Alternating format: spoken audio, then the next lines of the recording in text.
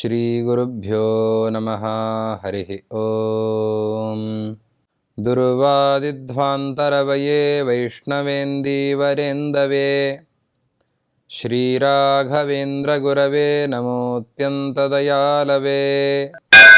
ರಾಯರ ಕೃಪೆ ಅನ್ನುವ ಈ ಮಾಧ್ಯಮದ ಮುಖಾಂತರ ನಡೀತಾ ಇರುವ ನಿರಂತರ ಜ್ಞಾನ ಕಾರ್ಯದಲ್ಲಿ ಪಾಲ್ಗೊಂಡಿರುವ ಎಲ್ಲ ಸಜ್ಜನರನ್ನು ಅಭಿನಂದಿಸ್ತಾ, ರಾಘವೇಂದ್ರ ಗುರುಸಾರ್ವಭೌಮರ ಮಹಾಮಹಿಮೆಯನ್ನು ಸಾರುವ ಕೃಷ್ಣಾವಧೂತರ ರಾಘವೇಂದ್ರ ಸಹಸ್ರ ನಾಮ ಸ್ತೋತ್ರದ ಚಿಂತನೆಯಲ್ಲಿ ಓಂ ಛತ್ರಚಾಮರದಾತ್ರೇ ನಮಃ.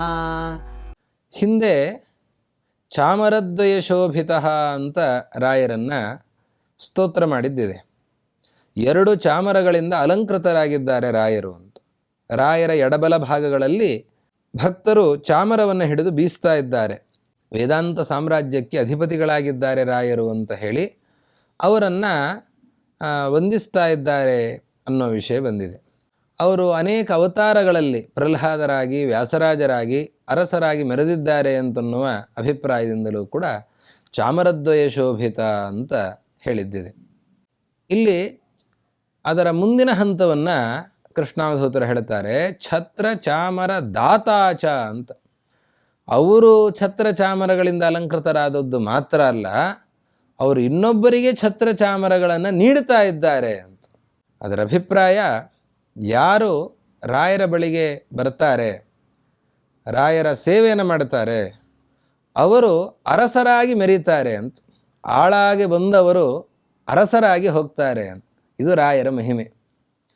ರಾಯರ ಬಳಿಗೆ ಯಾರು ಆಳಾಗಿ ಬರ್ತಾರೆ, ರಾಯರ ಅನುಗ್ರಹದಿಂದ ಅವರು ಅರಸರಾಗಿ ಮೆರೀತಾರೆ ಅಂತ. ಅನೇಕ ಉದಾಹರಣೆಗಳನ್ನು ನಾವು ನೋಡ್ತೇವೆ ಇತಿಹಾಸದಲ್ಲಿ. ರಾಯರ ಅನುಗ್ರಹವನ್ನು ಪಡೆದು ಮೆರೆದಂತಹ ವ್ಯಕ್ತಿಗಳು. ವೆಂಕಣ್ಣನ ಕಥೆ ನಮಗೆ ಸಾಕ್ಷಿಯಾಗಿದೆ. ದನ ಕಾಯುವ ವೆಂಕಣ್ಣ ದಿವಾನ ವೆಂಕಣ್ಣನಾದಂತಹ ಕಥೆ ನಿಮಗೆಲ್ಲ ಗೊತ್ತೇ ಇದೆ.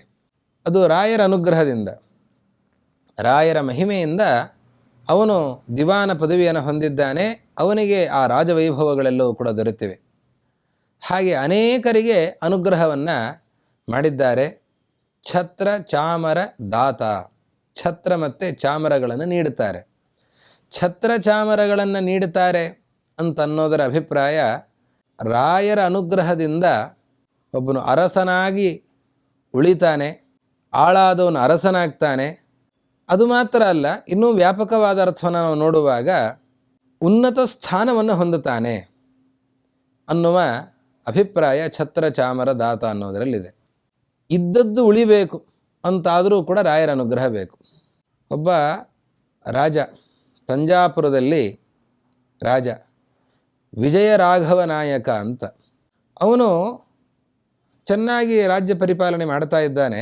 ಬರಗಾಲ ಬಂದಿದೆ, ಭೀಕರವಾದಂತಹ ಬರಗಾಲ, ಬಹಳ ತೊಂದರೆಯಾಗಿದೆ.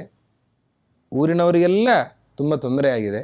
ಆವಾಗ ರಾಜ ತನ್ನ ಬೊಕ್ಕಸದಲ್ಲಿರುವಂತಹ ಎಲ್ಲ ಸಂಪತ್ತನ್ನು ಕೂಡ ವಿನಿಯೋಗ ಮಾಡಿ, ಧಾನ್ಯಗಳ ಸಂಗ್ರಹವನ್ನು ಮಾಡಿ ಎಲ್ಲರಿಗೂ ಕೂಡ ಹಂಚಿದ. ಇದ್ದದ್ದನ್ನೆಲ್ಲ ಕೊಟ್ಟ. ಬೊಕ್ಕಸವು ಖಾಲಿಯಾಗೋಯ್ತು. ಬರಗಾಲ, ಏನು ಮಾಡಬೇಕು? ಆವಾಗ ಯಾರೋ ಹೇಳಿದರು, ರಾಘವೇಂದ್ರ ಗುರು ಸಾರ್ವಭೌಮರು ಮಂತ್ರಸಿದ್ಧ ಪುರುಷರು, ಅವರ ಆಶೀರ್ವಾದವನ್ನು ಪಡೆದರೆ ಶ್ರೇಯಸ್ಸಾಗತ್ತೆ ಅಂತ. ಓಡಿ ಬಂದ ವಿಜಯ ರಾಘವ ನಾಯಕ. ಕುಂಭಕೋಣದಲ್ಲಿ ರಾಯರಿದ್ದಾರೆ. ರಾಯರ ಬಳಿಗೆ ಬಂದು, ಸ್ವಾಮಿ, ತುಂಬ ಕಷ್ಟ ಆಗಿಬಿಟ್ಟಿದೆ, ನಮ್ಮ ಊರಿನಲ್ಲಿ ಬರಗಾಲ ಉಂಟಾಗಿದೆ, ಜನ ಎಲ್ಲ ತಿನ್ನಲಿಕ್ಕೆ ಆಹಾರವೇ ಇಲ್ಲದೇನೆ ತತ್ತರಿಸಿ ಹೋಗಿದ್ದಾರೆ, ಅನುಗ್ರಹ ಮಾಡಬೇಕು ಅಂತ. ರಾಯರು, ನಾನೇ ಬರ್ತೇನೆ ಅಂತ ಹೇಳಿದರು. ಭಾರಿ ಕಾರುಣ್ಯ ರಾಯರದ್ದು. ಅವನಿಗೆ ಆಶ್ಚರ್ಯ ಆಯಿತು. ರಾಯರು ಮಂತ್ರಾಕ್ಷತೆ ಕೊಟ್ಟು ಕಳಿಸ್ತಾರೆ ಅಂತ ಅಂದ್ಕೊಂಡಿದ್ದ. ರಾಯರು ನಾನೇ ಬರ್ತೇನೆ ಅಂತಂದರು. ರಾಯರ ಸ್ವಾಗತಕ್ಕೆ ಅಂತೆಲ್ಲ ಸಿದ್ಧ ಆಗಿದೆ. ರಾಯರನ್ನು ಭಾರಿ ವೈಭವದಿಂದ ಸ್ವಾಗತ ಮಾಡಿದ್ದಾನೆ. ರಾಯರು ಬರುವಾಗ ಒಂದಿಷ್ಟು ಸಂಪತ್ತನ್ನು ತೊಗೊಂಬಂದಿದ್ದಾರೆ. ಒಂದಿಷ್ಟು ಬೆಳ್ಳಿ, ಬಂಗಾರ, ಧಾನ್ಯಗಳು ಎಲ್ಲವನ್ನು ತಂದಿದ್ದಾರೆ. ರಾಜನಿಗೆ ಕೊಟ್ಟರು. ಸ್ವಾಮಿ, ನಾವು ಯತಿಗಳಿಗೆ ನೀಡಬೇಕಾದದ್ದು, ರಾಜರಾಗಿ ಕ್ಷತ್ರಿಯರಾಗಿ ಮಾಡಬೇಕಾದಂತಹ ಕೆಲಸ, ನೀವು ನಮಗೆ ಕೊಡ್ತಾ ಇದ್ದೀರಾ, ಏನಿದು ಅಂತ. ಪ್ರಜೆಗಳ ಹಿತಕ್ಕೋಸ್ಕರ ಇರುವಂತಹ ಸಂಪತ್ತಿದು. ಆದ್ದರಿಂದ ಇದನ್ನು ಸ್ವೀಕಾರ ಮಾಡಬೇಕು, ಜನರಿಗೆಲ್ಲ ಅದರ ವ್ಯವಸ್ಥೆಯನ್ನು ಮಾಡಬೇಕು ಅಂತ ಹೇಳಿ ನಿಮ್ಮ ಧಾನ್ಯಾಗಾರ ಎಲ್ಲಿದೆ ಅಂತ ಕೇಳಿದ್ದಾರೆ. ಧಾನ್ಯಾಗಾರವನ್ನು ತೋರಿಸಿದ್ದಾರೆ.